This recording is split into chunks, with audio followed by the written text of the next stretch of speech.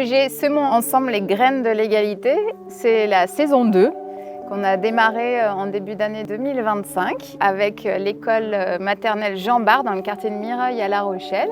Laurence, qui est à côté de moi, en est la directrice. On a monté ce projet donc avec le collectif Action Solidaire, moi-même, et Marie qui représente la société Execo qui a accompagné ce projet. L'idée c'était de observer pendant une 50aine d'heures les interactions des professionnels avec les enfants entre eux, observer les espaces également, les temps d'école et les temps périscolaires, donc qui sont plutôt gérés par des équipes de la ville, et le CLAR. Donc ces 52 heures d'observation, elles nous ont permis de totaliser 4174 interactions entre les professionnels et les enfants, et on les a après réparties entre interactions entre professionnels et enfants et entre enfants.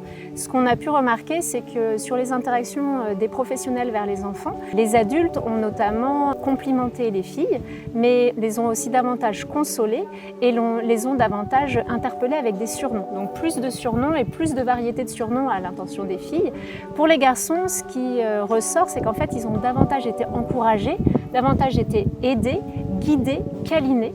On les a aussi davantage recadrés et sanctionnés de manière générale dans l'ensemble. Des enfants vers les professionnels, on a pu remarquer que les filles aident davantage l'adulte spontanément. Elles apportent aussi davantage de câlins à l'adulte, alors que les garçons, ils vont davantage occuper l'espace, c'est-à-dire qu'ils vont davantage prendre la parole sans lever la main, ils vont davantage couper la parole à l'adulte et ils vont aussi davantage demander de l'aide à l'adulte. Ensuite, les interactions entre enfants, on a scindé entre les interactions positives ou neutres et les interactions négatives.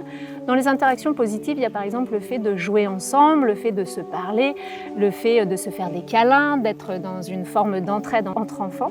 Et sur les interactions négatives, on était plus sur des plaintes d'agissement d'enfants à l'égard d'autres enfants, sur aussi des enfants qui imposent ou qui donnent des ordres, qui occupent aussi l'espace physique et sonore. Et là, ce qu'on a remarqué, c'est qu'en fait, les garçons occupent davantage l'espace physique et sonore. Ce qu'on a pu aussi voir, c'est qu'ils étaient beaucoup plus dans une forme d'agression physique à l'égard des enfants. Et après, ce qu'on a aussi noté avec là, ce sont des points de vigilance qui peuvent concerner le langage ou les matériels utilisés ou les représentations stéréotypées qui peuvent être reproduites par les adultes ou parfois même par les enfants.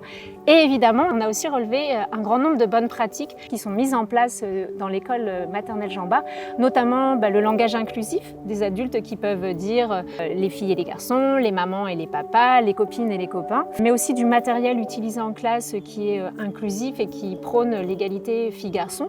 Et ce sont toutes ces observations qu'on a pu relever durant ces 52 heures passées au sein de l'école et qu'on a pu partager avec l'équipe et avec Laurence Rivière.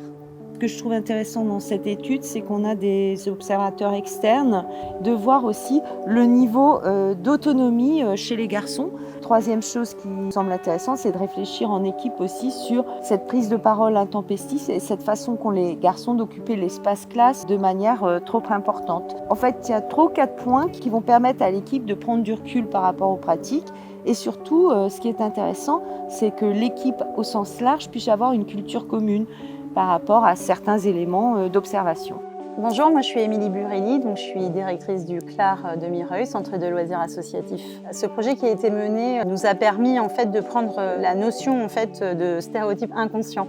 Donc ces comportements, ils ne sont pas forcément le fruit d'une mauvaise intention, mais plutôt une reproduction de normes sociales. Voilà, ça nous a permis aussi de mettre une volonté de changement. Donc on s'est rendu compte que les garçons avaient une grosse place sur la cour du centre avec beaucoup de foot, beaucoup de jeux de garçons et qu'effectivement les filles n'avaient pas forcément leur place et étaient plus isolées. Donc là on va travailler au mois de septembre pour un changement en fait pour que la cour soit pleinement prise par les filles et par les garçons. Voilà, le but c'est aussi d'en prendre conscience et que notre objectif il est clair pour la rentrée, c'est essayer d'éviter les stéréotypes.